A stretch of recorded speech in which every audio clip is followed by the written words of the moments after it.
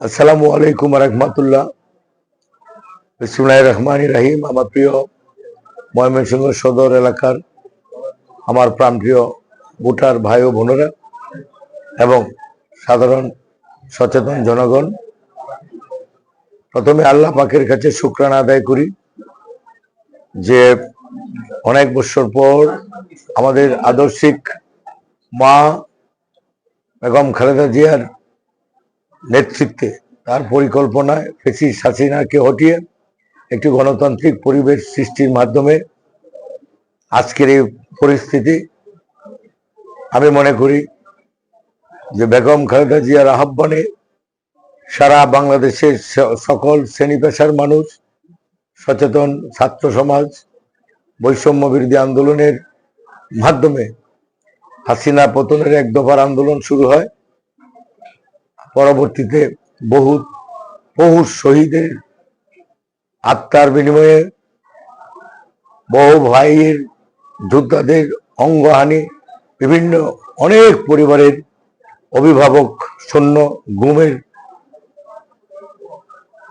আমি বলবো ত্যাগে আজকের এই পরিবেশ গণতান্ত্রিক প্রক্রিয়া অক্ষুণ্ণ রাখার প্রশ্নে, গণতান্ত্রিক রাষ্ট্র কায়েমের লক্ষ্যে ময়মনসিংহ সচেতন জনগণ, আমি দৃঢ়চিত্তে বলতে চাই, এখানে জাতি ধর্ম বর্ণ নির্বিশেষে সকলের অংশগ্রহণের মাধ্যমে আজকের এই আমাদের জয়লাভ।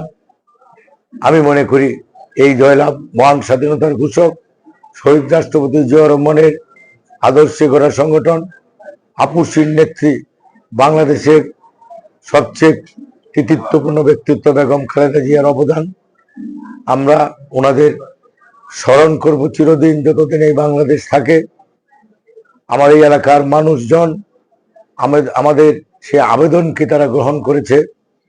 আমরা দেখেছি সকল শ্রেণী পেশার মানুষ ঐক্যবদ্ধভাবে এই ভোটের লাইনে দাঁড়িয়ে তাদের প্রত্যক্ষ ভোট প্রদান করে আজকে সেই পরাজিত সৈনিক, স্বাধীনতা বিরোধী, এদেশের 2.5 লক্ষ মা বোনের ইজ্জত হরণকারী সেই জামাত শিবির রাজাকারকে পরাজিত করেছে।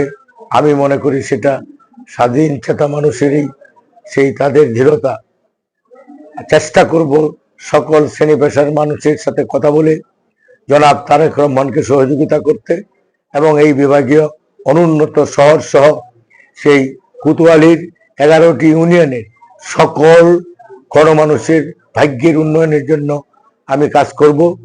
পাশাপাশি বেকার সমস্যার সমাধান, নারী সমাজের উন্নয়ন, সেই আমাদের আদর্শিক মা বেগম খালেদা জিয়ার সে বিনা বেতনে ছাত্রীদের লেখাপড়া থেকে শুরু করে 19 দফা কর্মসূচির, বিশেষ করে খাল কাটা কর্মসূচি আবারও চালু করে মানুষকে ঐক্যবদ্ধ করে গণমানুষকে সাথে নিয়ে আমরা স্বনির্ভর বাংলাদেশ গড়তে চাই।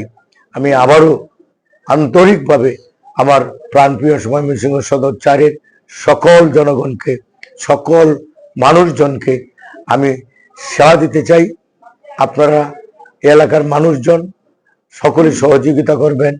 আমি আশা রাখি যে আগামী দিনের পরিকল্পনাবিদ জনাব তারেক রহমান সরকার গঠন করবে, তার কাছ থেকে আলাপ আলোচনা, তার সাথে দাবি দাবা উপস্থাপন করে এলাকার উন্নয়নে সচেষ্ট থাকবো ইনশাল্লাহ। সবাইকে ধন্যবাদ। দেখা হবে, কথা হবে ভালো যে কোনো কাজে, এই আশাবাদ ব্যক্ত করে আমার এই সবাইকে আবারও ধন্যবাদ জ্ঞাপন করে আমার বক্তব্য শেষ করছি। আসসালামু আলাইকুম রহমতুল্লাহ।